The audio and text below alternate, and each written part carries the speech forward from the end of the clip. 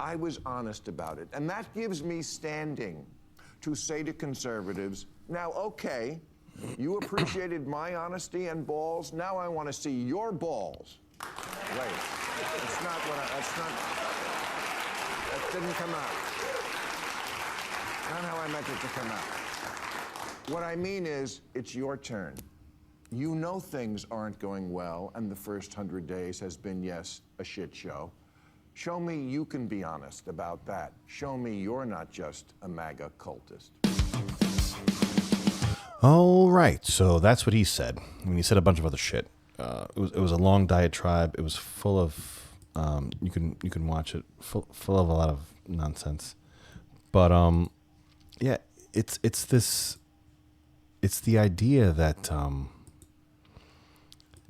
that we're not happy about what's going on, right? The people that voted for Trump are not happy about the issues and the policies and you know, choose your pick of whatever the hell's going on. That we have somehow, like, we look at what he's doing and we're upset about everything, or really anything. I mean, I really can't put my finger on a particular thing that I'm very upset about that he's done.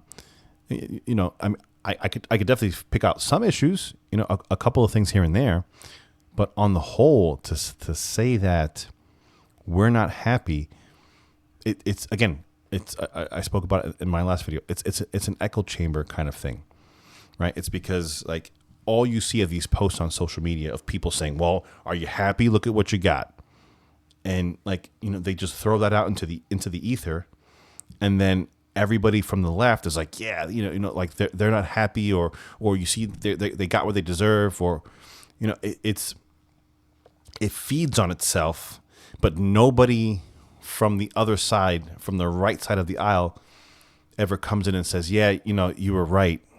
I'm not happy," because it's not true, right? For the most part, people are getting what they voted for. We understood this was going to happen. We understood the deal, right? And then a lot of people, there are some people on the edges, you know, that fall off, but that's what. Whenever you shake the tree, you know, so, you know, you're gonna get some fruit. You're gonna get some stuff. There's also gonna be, you know, some shit falls out of it. That's part of the deal.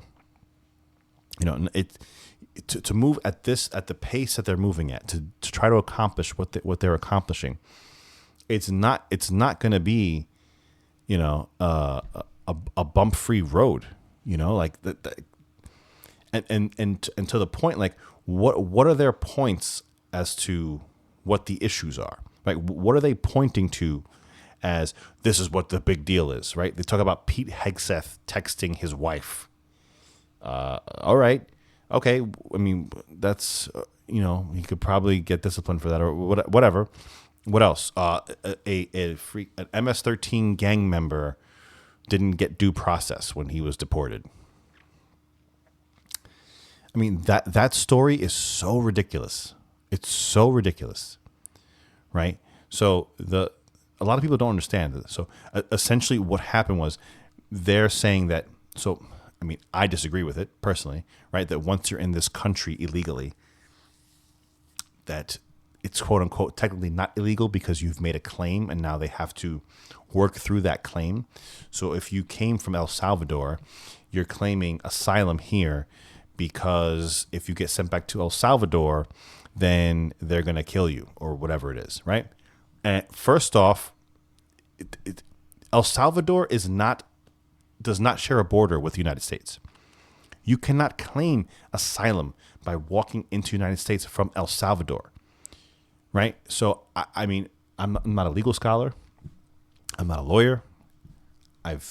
But my understanding is, right, when you are afraid of your life, fear for your life, you leave your country of origin, and whatever country you hit first, that's where your asylum claim starts. You don't just get to say, you know what, yeah, I'm going to leave this country and I'm going to skip over these other 7 countries because that's where I want to claim asylum. That doesn't work like that. So it's an erroneous asylum claim to begin with. Secondarily, he's found to be with part of MS-13 or has affiliations with them or whatever, right? So then the order that Trump signed basically said that these are terrorist organizations and they do not they don't get the due process that another asylum seeker would get, and we just throw them out. Like, if all right, you're here illegally, checkbox. You're affiliated with a gang, checkbox. No due process, you're gone. That's the way it's going. All right. So their argument is, well, he's not part of the gang, so he should be granted due process. Okay, bring him back in then.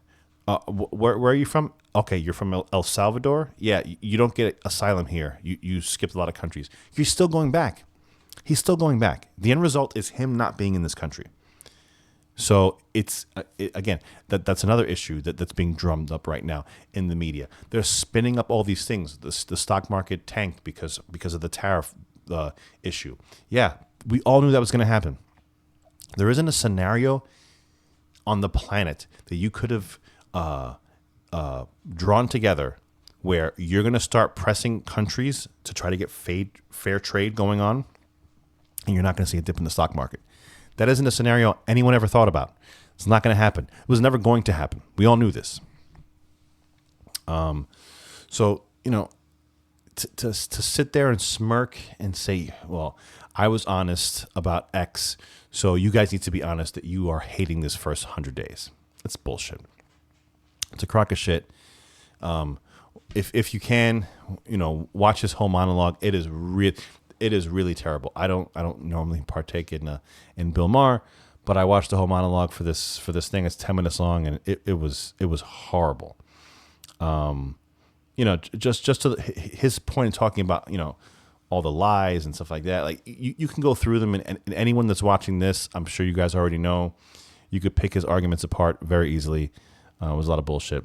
Guys, give me a subscribe, please. It'll help me out a lot, and thanks a lot so much for watching. I'll see you again real soon on the next video. Thanks a lot.